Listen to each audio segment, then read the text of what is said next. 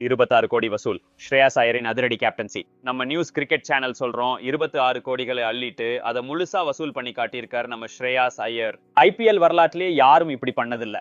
ஆமாங்க, ஐபிஎல் வரலாற்றுல வெற்றிகரமான கேப்டன்கள்னு சொன்னா ரோஹித் சர்மா, மகேந்திர சிங் தோனி இவங்க 2 பேரும் கண்டிப்பா இருப்பாங்க. கௌதம் கம்பீர் பேரையும் சொல்லலாம். ஆனா அதுக்கப்புறம் யாரோட பேர் வரும்னா அது நம்ம ஸ்ரேயாஸ் ஐயர் தான். அவர் ஒரே ஒரு முறை தான் டீமை சாம்பியன் ஆக்கியிருக்கலாம். ஆனா 3 டீமை பிளே ஆஃப்க்கு கொண்டு போனது சாதாரண விஷயம் இல்ல. இது ஒரு மிகப்பெரிய சாதனை. முதல்ல டெல்லியை ஃபைனலுக்கு கொண்டு போனாரு, அது ஒரு பெரிய வெற்றி.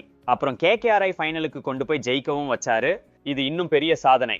இப்ப பஞ்சாப் கிங்ஸையும் குவாலிஃபயர் 1க்கு கொண்டு வந்திருக்காரு, லீக் ஸ்டேஜை ஜெயிச்சிருக்காங்க. அதனாலதான் ஸ்ரேயாஸ் ஐயரை எல்லா பக்கமும் கொண்டாடுறாங்க. என்னதான் பண்ணாரு அவரு? கோஸ்பாண்டிங் கூட சேர்ந்து என்னென்ன மாற்றங்கள் செய்தாருன்னு நான் உங்களுக்கு சொல்றேன். சில வார்த்தைகள் இருக்கு, அதை நான் உங்களுக்கு சொல்றேன். அவர் வீரர்களின் நம்பிக்கையை சம்பாதிச்சிருக்காரு. அவருக்கு கேப்டன்சிக்கு ஒரு ஸ்பார்க் இருக்கு. இந்த வார்த்தைகள் பஞ்சாப் கிங்ஸ் அணியின் தலைமை பயிற்சியாளரும் ஆஸ்திரேலியாவின் சிறந்த கேப்டனுமான ரிக்கி பாண்டிங் சொன்னது. இந்த வார்த்தைகள் யாருக்காக? ஸ்ரேயாஸ் ஐயருக்காக. அதே ஐயர் யாருக்கு இங்கிலாந்து சுற்றுப்பயணத்துக்கு இந்திய அணியில் இடம் கிடைக்கலையோ அதே ஸ்ரேயாஸ் ஐயர் யாருக்காக பஞ்சாப் கிங்ஸ் ஏலத்தில் 26 கோடியே 75 லட்சம் செலவழிச்சதோ பாண்டிங் ஐயரின் கேப்டன்சில மெய்சிலிர்த்து போயிருக்காரு. ஐயர் மீது அணி செலவழித்த பணத்தை முழுசா வசூல் பண்ணி காட்டியிருக்காருன்னு திருப்தி அடைஞ்சிருக்காரு. பஞ்சாப் கிங்ஸ் அணி திங்களன்று லீக் ஸ்டேஜின் முக்கியமான போட்டியில் மும்பை இந்தியன்ஸை 7 விக்கெட் வித்தியாசத்துல வீழ்த்தி டாப் 2ல இடம் பிடிச்சிருக்கு. 19 புள்ளிகளுடன் பஞ்சாப் கிங்ஸ் புள்ளிப்பட்டியலில் முதலிடத்துல இருக்கு.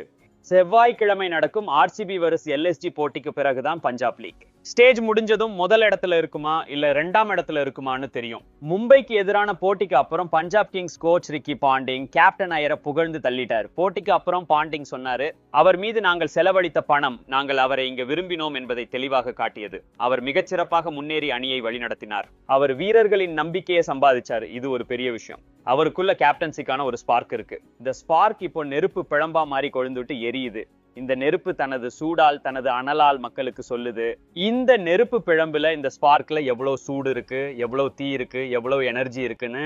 அதனாலதான் ஒரு சிறந்த கேப்டனான ரிக்கி பாண்டிங்கும் இவருடைய கேப்டன்சியில மயங்கி கிடக்குறாரு. 27 கோடியை ரிஷப் பண்ட்டுக்கும் கொடுத்தாங்க. அவர் வசூல் பண்ணினாரா? சுத்தமா இல்ல. நிறைய வீரர்களுக்கு நிறைய பணம் கொடுக்குறாங்க. வெங்கடேஷ் ஐயருக்கு 23 கோடிக்கு மேல கிடைச்சது. அவர் அதுல 2 கோடியாவது வசூல் பண்ணினாரா? இல்ல.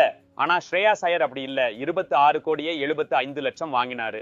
ஆனா 40 இல்ல 50 கோடியை வசூல் பண்ணிட்டாருன்னு சொல்லலாம். ஏன்னா எந்த ஒரு பிரான்சைஸையும் ஃபைனலுக்கு போனா அதோட பிராண்ட் மதிப்பு 50 கோடி 30 கோடின்லாம் அதிகரிக்காது.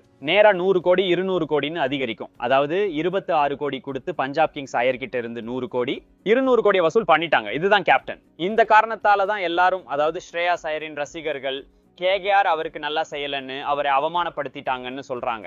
ஸ்ரேயாஸ் ஐயர் கூட நடந்த பேச்சுவார்த்தைகள் பணத்தை பத்தியோ, அணியில் தனது பலத்தை பத்தியோ, தனது முடிவுகளை பத்தியோ, கம்பீருடன் ஏற்பட்ட கருத்து வேறுபாடுகள் பத்தியோ இல்ல பணத்தை பத்தியோ எதுவுமே யாருக்கும் தெளிவா தெரியாது. ஆனா கேகேஆர் ரசிகர்கள் சொல்றாங்க, நீங்க அவரை அவமானப்படுத்தினீங்க. இப்ப பாருங்க, அவரை நீங்க தடுத்து நிறுத்தி இருக்கணும், மதிக்கணும். நீங்க அவமானப்படுத்தி நல்லா செய்யல.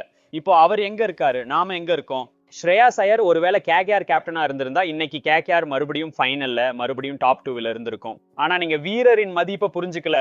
வைரத்தை பட்டை தீட்ட ஒரு வைர வியாபாரி தேவை, உங்ககிட்ட ஒரு வைர வியாபாரி இல்ல. ரிக்கி பாண்டிங் ஒரு பெரிய வைர வியாபாரி.